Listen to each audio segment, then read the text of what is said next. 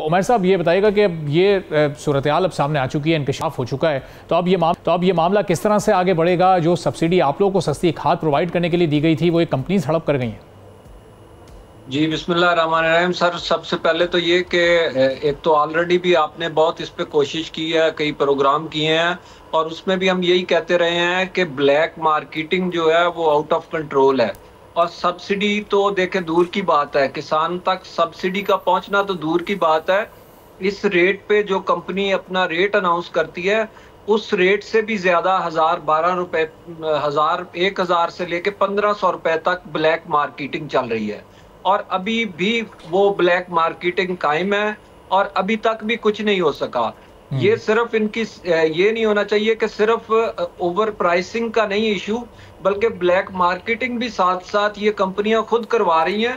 कंपनियों ने डीलर्स से पैसे लिए होते हैं एडवांस और वो अपने डीलर्स को सिक्योरिटी भी देती हैं। हालांकि हर कंपनी, दुनिया की हर कंपनी अपनी प्रोडक्ट की, अपने डीलर की जिम्मेदारी उठाती है, लेकिन पाकिस्तान की ये वाहिद कंपनियां, खाद कंपनियां हैं जो अपने कहते हैं कि हम डीलर के जिम्मेदार नहीं है, डीलर चाहे 500 वाली चीज 5000 में बेचे।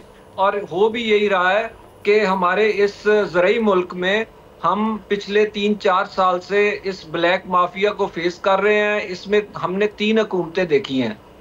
निगरान हुकूमत भी बीच में आई, पीडीएम की आई और उससे पहले पीटीआई की गवर्नमेंट थी, लेकिन इनका कोई कुछ नहीं कर सका। अगर आपने ज़रई मुल्क में आप खाद को कंट्रोल नहीं कर सकते तो फिर इसके बाकी चीजें तो अलहदा रह गई ना। और हमारे साहब ये मुसाफिरती कमीशन ऑफ पाकिस्तान जो है वो इस पर क्या एक्शन ले सकता है? उसने शोकॉज भी किया है, वो तो उसके पास करोड़ों का जुर्माना करने का भी इख्तियार है। अब तो ये डॉक्यूमेंट्स में ये चीज सामने आ चुकी है, तो वो अभी तक क्यों कोई इस पर सख्त एक्शन नहीं ले रहा है? सर देखे, होता ये है कि जब एक खाद का जो, अब वो बड़ी बात तो कंपनी की तो अलहदा है, मैं आपको सिर्फ एक डीलर की मिसाल दूंगा कि एक खाद का डीलर जब खाद ब्लैक करता है तो उसको इंतजामिया जो है वो 50,000 रुपए या 1 लाख रुपए जुर्माना कर देती है। और दूसरी तरफ अगर देखा जाए महीने में उसको अगर 1 लाख रुपए जुर्माना हुआ है तो वो डेली कई लाख रुपए कमा रहा है और उसको कोई हर्ज नहीं है कि वो, उसके लिए मुश्किल नहीं है कि वो हफ्ते 15 दिन बाद 1 लाख रुपया हुकूमत के खजाने में जमा करवा दे।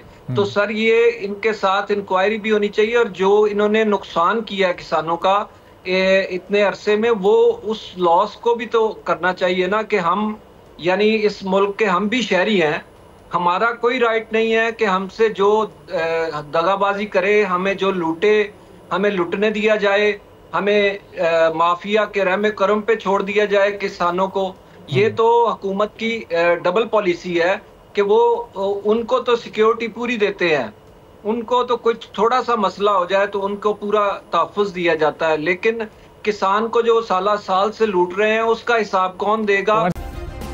सब्सक्राइब करें और बेल दबाएं ताकि कोई खबर रह न जाए।